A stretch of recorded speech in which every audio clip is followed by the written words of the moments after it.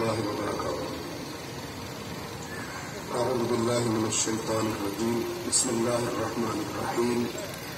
الحمد لله رب العالمين، والصلاة والسلام على سيد الأنبياء والمرسلين وعلى أهل بيته الطيبين الطاهرين وصحبه المنتجبين. قال الله تعالى في القرآن الحكيم وهو أصدق القائلين: أعوذ بالله من الشيطان الرجيم. بسم الله الرحمن الرحيم. لقد أرسلنا رسلنا بالبينات وأنزلنا معهم الكتاب والميزان ليقوم الناس بالقسط. صدق الله العلي العظيم. ایک دفعہ صلوات پڑھیے محمد وعلی محمد.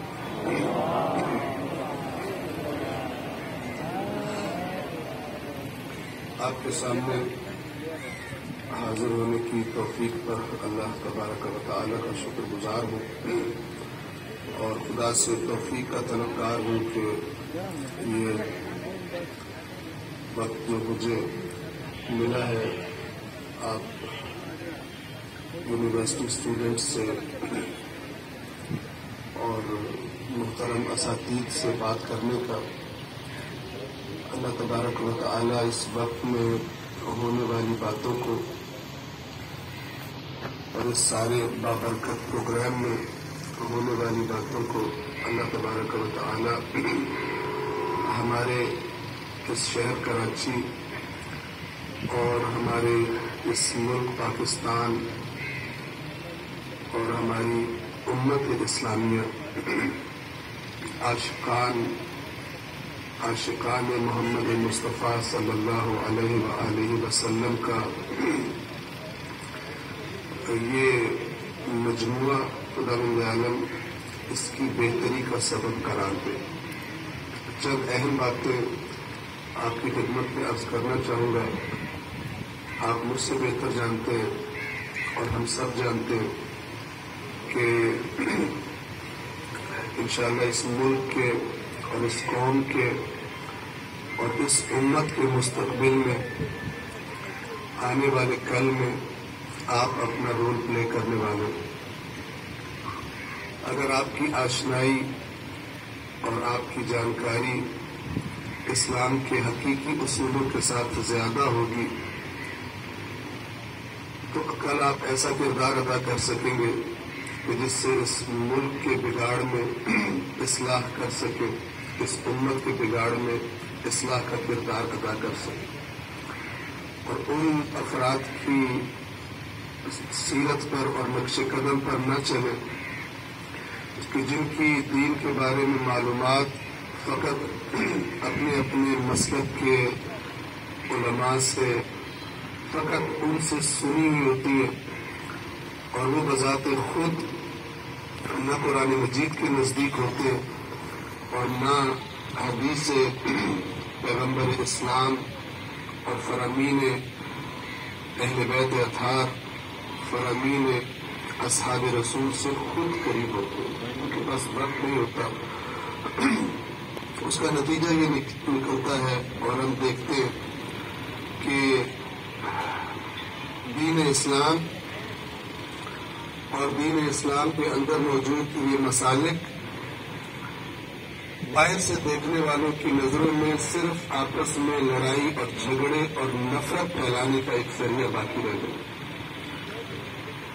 اور انتظار میں ہے امت اور انتظار میں ہے انسانیت کہ وہ جو اسلام کا امن کا پیغام ہے اور اتحاد کا پیغام ہے اور انسان زندگی کے جس شعبے میں بھی ہو اس شعبے میں ایمانداری، صداقت، حلال پر قناعت، حرام سے دوری کا جو پیغام ہے، جو اصل دین ہے، وہ انشاءاللہ آپ کے بابرکت وجود سے کل اس ملک اور اس امت کی بہتری کے لیے انشاءاللہ اللہ تعالیٰ توفیق دے اور آپ کو کردار ادا کر سکے.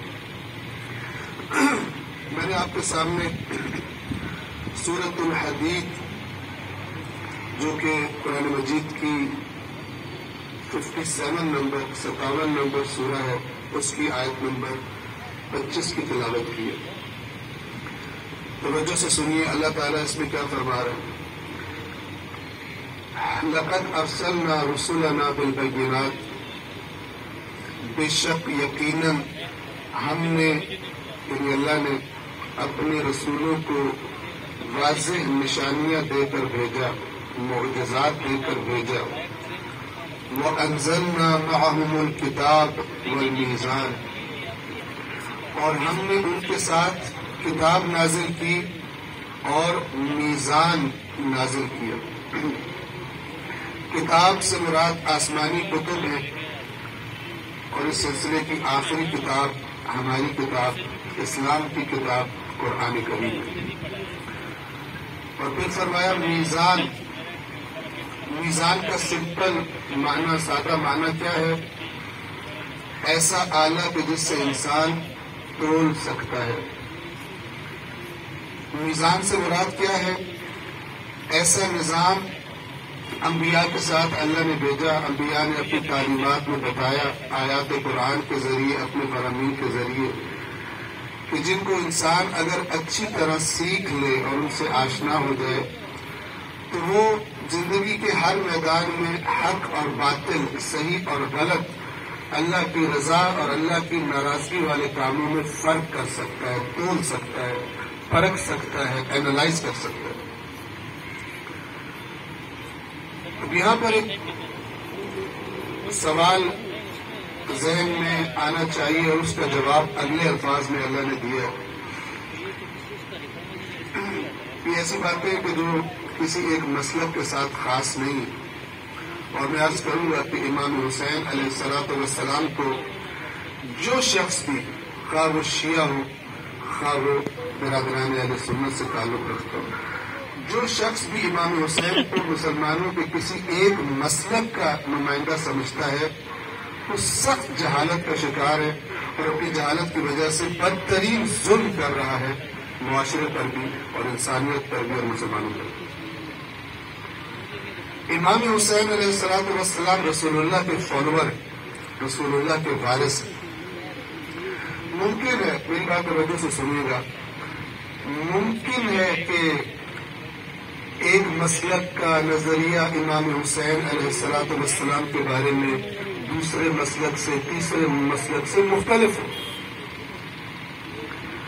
لیکن اے کاش کہ مسلمان صرف کسی بھی موضوع میں صرف اختلاف پر فوکس کرنے کی بجائے اسی موضوع میں آپس میں مختلف مسالک میں جو اشتراک پایا جاتا ہے، جو بات سب کے نزدیک کامن ہے، اے کاش کہ ہمارے مزاج اللہ تبدیل فرما دے، ہماری فکر اللہ تبدیل فرما دے، کہ جو بھی موضوع، جو بھی شخصیت ہمارے سامنے آتی ہے، اس شخصیت میں، اس موضوع میں ہم جو ہمارا کامن نقطہ نظر ہے اس پہ فوکس کریں، اسے ہائی لائٹ کریں، اور اس پر اکٹھے ہو کر اسلام جو بڑے اہداف ہمیں دیتا ہے ان کو حاصل کرنے کے لیے مل کے کوشش کر سکیں۔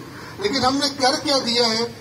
ہر چیز تقسیم کر لی، ہر چیز کے بارے میں، ہر موضوع کے بارے میں متاسفانہ افسوس کے ساتھ عرض کر رہا ہوں، سب ایسے نہیں ہیں، لیکن بہت سارے وہ افراد کے جن کو علماء کہا جاتا ہے وہ بھی اسی کا شکار ہے۔ جو شخص سٹیج پر آئے اور اپنے مسلک کی رائے کو اس طرح پیش کرے کہ دوسرے مسلک کو کوئی نہ کوئی ٹونٹ کرے، کوئی نہ کوئی ان کی توہین کا پہلو بیان کرے، تو اس کے ہم مسلک لوگوں کو اس کی بات سننے کا زیادہ مزہ آتا ہے، اور وہ سمجھتے ہیں یہ زیادہ بڑا ڈیفینڈر ہے، یہ زیادہ بڑا مدافع ہے اپنے مکتب پہ۔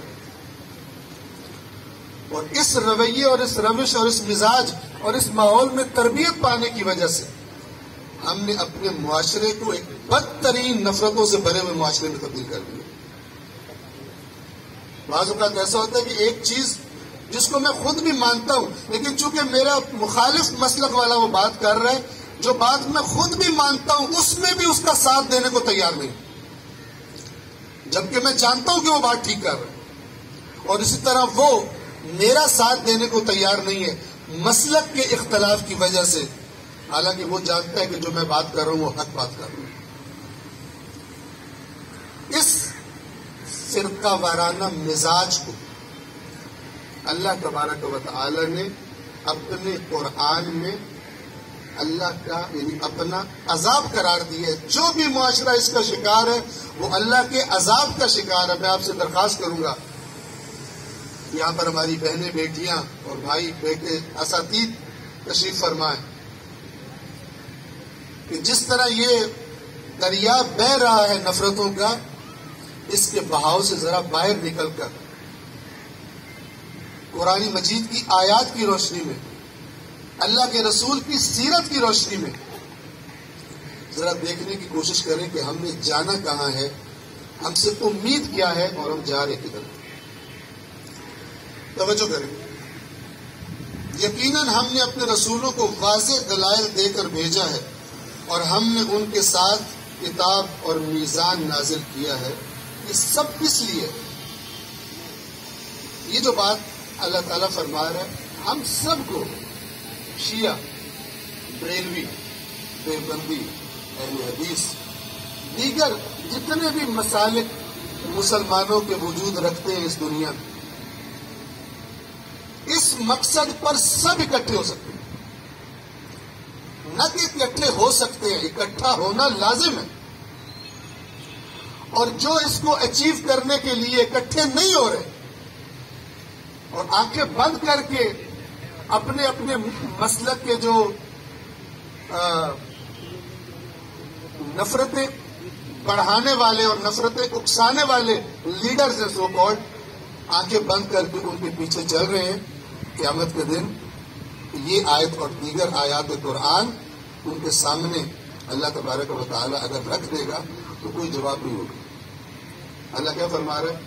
ہم نے تمام انبیاء اس لیے بھیجے، تمام آسمانی کتب اس لیے نازل کی، حق و باطل کو پرکھنے کا، تولنے کا نظام، معیار، اصول، بنیادیں، یہ سب کے سب اس لیے دیے تمہیں لِيَقُومَ النَّاسُ بِالْقِسْطِ، تاکہ انسانی معاشرہ عدل کی بنیاد پر قائم ہو، انصاف کی بنیاد پر، قسط کی بنیاد پر قائم ہو۔ میں بڑے ادب کے ساتھ آپ سے سوال کرتا ہوں، سب مسالک کے علماء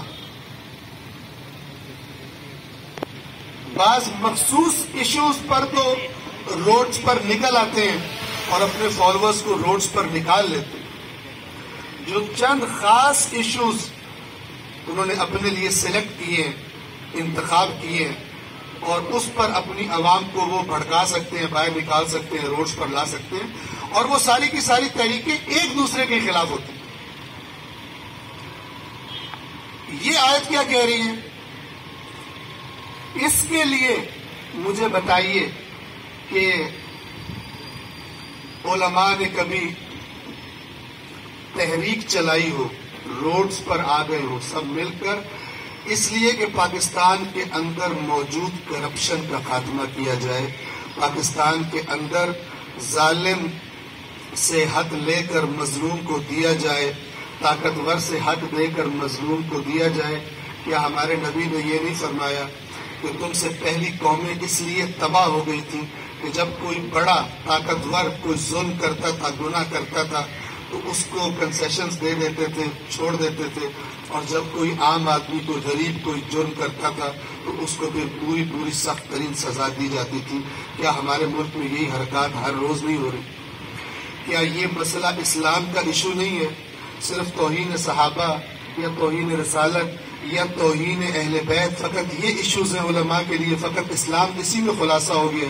پاکستان کے معاشرے میں پھیلی ہوئی کرپشن، پاکستان کے معاشرے کو، اس ملک کے نظام کو جس نے تباہ کر دیا ہے کہ لوگ یہاں سے چاہتے ہیں، ہمارے نوجوان چاہتے ہیں ہمارے ملک کے برینز جو صاحب صلاحیت ہیں وہ اکثر اوقات چاہتے ہیں کہ کسی طرح اس ملک کو چھوڑ کر دوسرے ممالک میں چلے جائیں. یہ ملک جس کو اسلام کے نام پر لیا گیا، جس کو رسول اللہ کے نام پر لیا گیا، اس ملک کو چھوڑنے کا لوگوں کا جی چاہتا ہے. یہ ایشو نہیں ہے کہ جس کو علماء ہائی لائٹ کریں اور اس پر تو سب اکٹھے ہو جائیں. اس پہ تو نہ کسی شیعہ کو سنی سے اختلاف ہے، نہ بریلوی کو دیوبندی سے اختلاف ہے، نہ اہل حدیث سے اختلاف ہے. یہ تو سب کا موضوع ہے. یہ تو قرآن کا حکم ہے کہ انبیاء سارے اس لیے آئے تھے تاکہ معاشرے میں عدل قائم ہو. تو اس عدل کے قیام کے لیے مختلف مسالے کے علماء کیا کردار ادا کر رہے ہیں.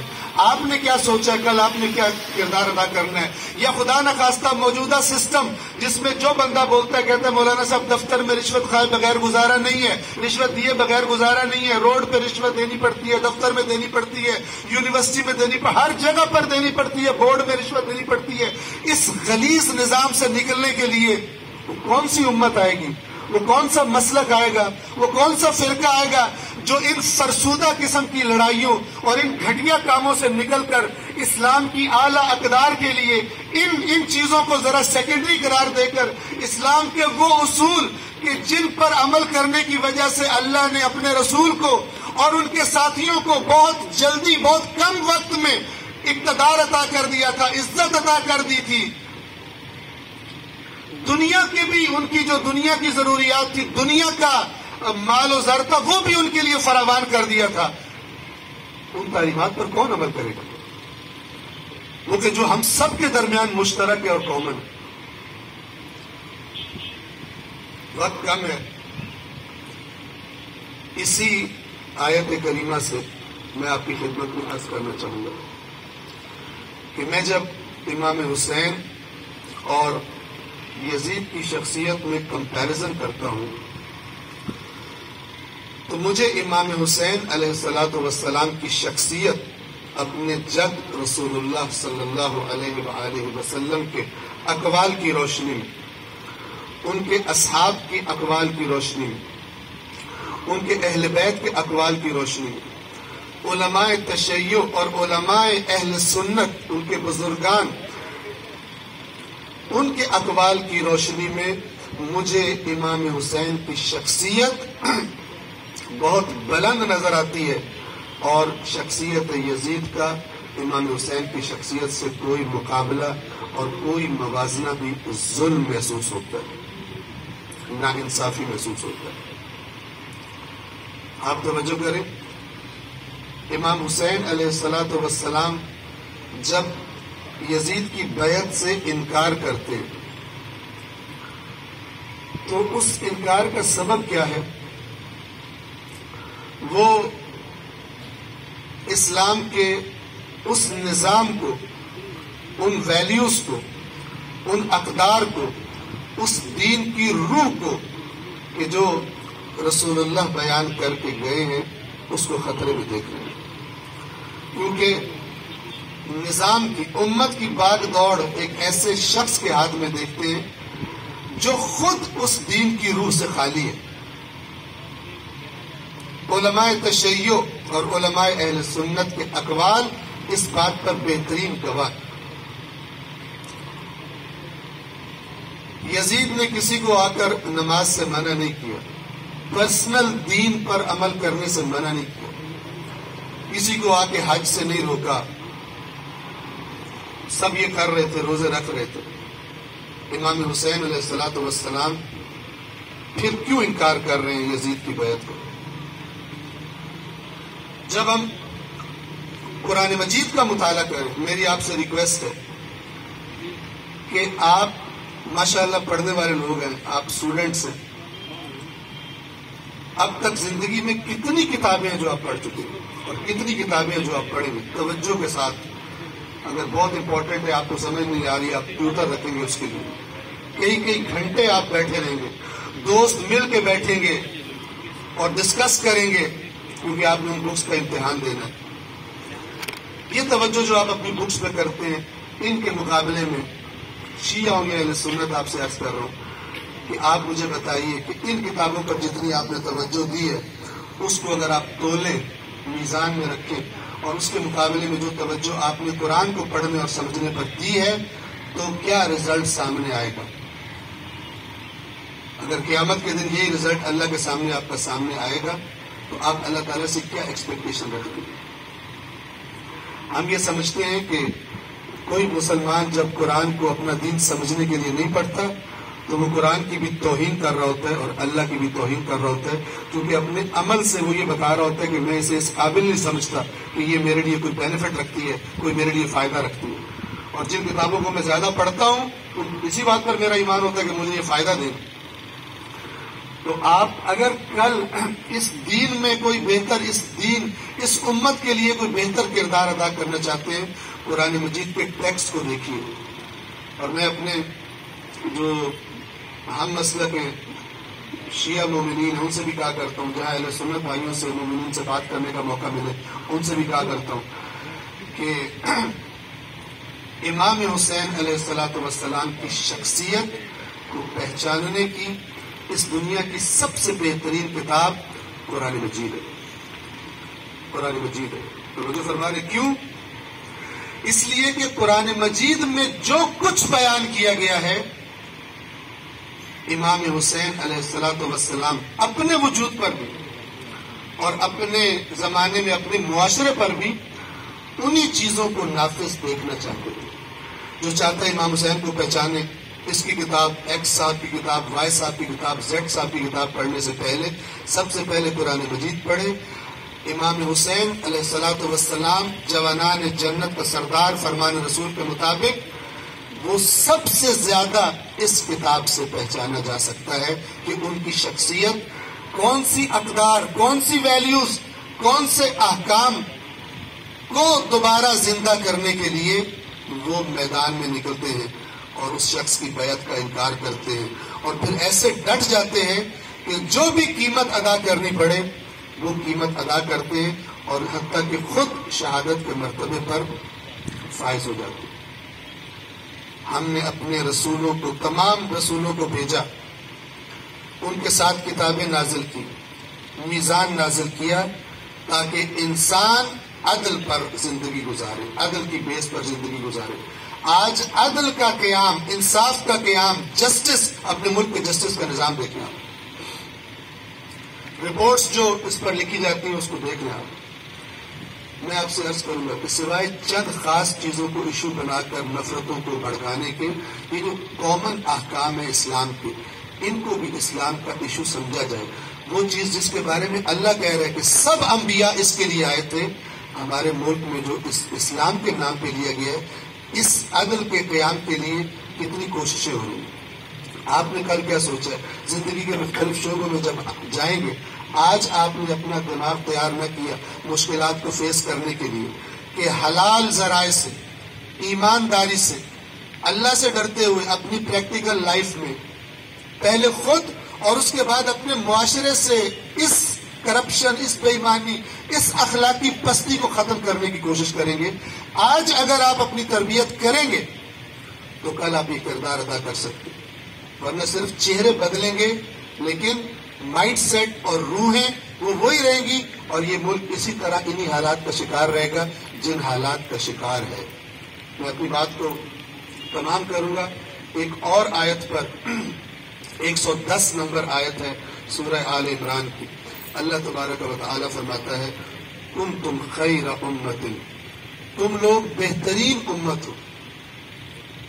کچھ لوگوں کو صرف اتنا ہی اچھا لگتا ہے، آگے جاننے کی کوشش ہی نہیں کرتے کہ اللہ نے کیوں کہا ہے، بس کہتے ہیں کہ ہم بہترین امت ہیں، ہم رسول اللہ کے امتی ہیں، ہم بہترین امت ہیں۔ آگے بتاؤ ہی مت، اگلی ٹینشن لینے کے لیے ہم تیار ہی نہیں۔ کنتم خیر امت، تم بہترین امت ہو، اس لیے اخرجت للناس، تمہیں لوگوں کی اصلاح کی ذمہ داری دے کر بھیجا گیا۔ یہ اللہ کا ویژن ہے امت محمد مصطفیٰ کے بارے میں صلی اللہ علیہ وآلہ وسلم۔ یہ اللہ کا ویژن ہے۔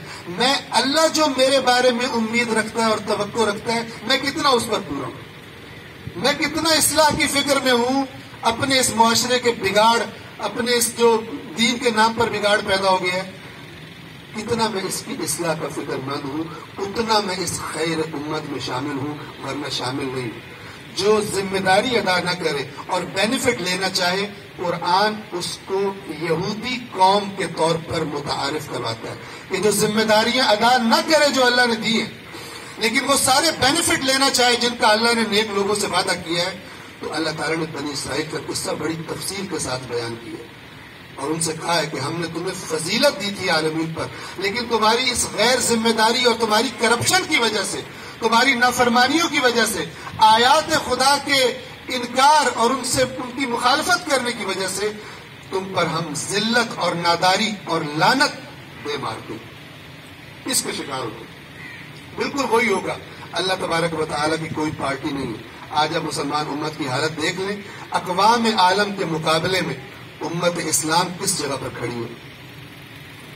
جو عالمی چیلنجز درپیش ہیں اسلام کو، اسلام دشمنوں کی طرف سے، کہ جو شیعہ سنی میں تفریق نہیں کرتے، ہمارے اندر اتنی عقل نہیں ہے، ہمارے اندر اتنی سینس نہیں ہے، اور قرآن نے ہمیں گائیڈ کیا ہوا ہے کس طرح اکٹھے ہو سکتے ہو، لیکن ایک دوسرے کے مقدسات کی توہین کرنے میں اور اس توہین کو انجوائے کرنے میں اور ایک دوسرے کو مزہ چکھانے میں ساری انرجی ضائع کر رہے ہیں۔ اور دشمنان اسلام، ان کو کوئی پرواہ ہی نہیں ہے، ان کو کوئی تھریٹ ہی نہیں ہے۔ وہ جب چاہتے ہیں ان ایشوز کو ہائی لائٹ کر کے کسی بھی وقت ہمارے معاشرے میں، ہمارے ملک میں ایک عجیب و غریب قسم کا فساد اور فتنہ اور قتل و غارت شروع کروا سکتے ہیں، اور ہمیں پتہ بھی نہیں ہوگا کہ ہم دین کے نام پر کس کی خدمت کر رہے ہیں، کس کا فائدہ کر رہے ہیں اور کس کا نقصان کر رہے ہیں۔ کنتم خیر امت، تم بہترین امت ہو، اخرجت للناس، تمہیں لوگوں کی اصلاح کے لیے بھیجا گیا ہے۔ کیا کرتے ہو تم؟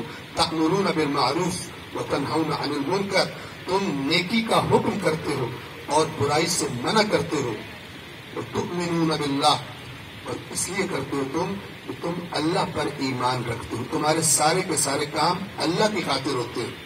اللہ تبارک و تعالی سے دعا ہے کہ اس اسلام کے عظیم ہیرو، ہمارے بچوں کو وقت تمام ہے، معذرت چاہتا ہوں ایک آدھے منٹ کے لیے، ہمارے بچوں کو ہیروز بنا کے دیے گئے۔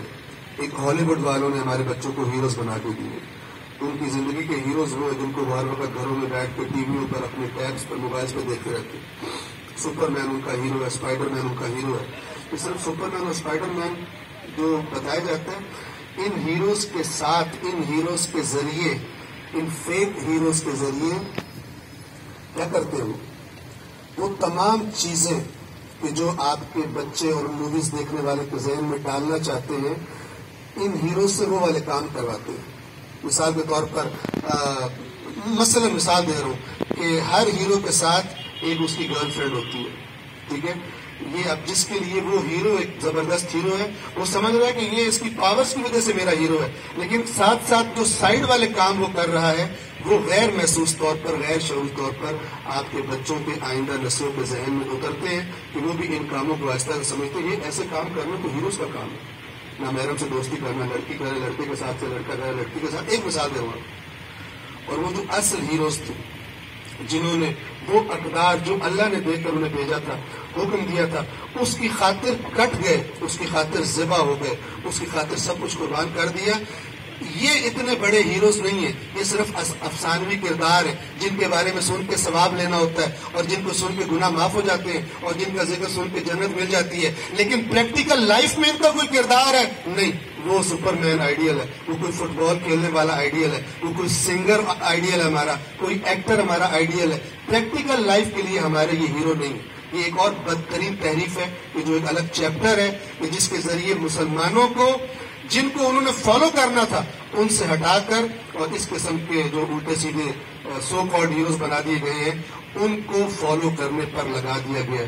اللہ تبارک و تعالی اس امت کی اصلاح فرمائے، اور اللہ تبارک و تعالی ہم سب کو، شیعوں کو، بریلویوں کو، دیوبندیوں کو، اہل حدیث کو، تمام مکاتب فکر جو اس ملک میں زندہ رہتے ہیں، اپنی اس نفرت کی فیکٹری کو بند کر کے وہ اصول کہ جن کو قرآن مجید بیان کرتا ہے، جو سب کے لیے مشترک ہے، کسی کو اجازت نہیں ہے کہ ان سے ہٹ کر کسی اور طرف نکل جائے۔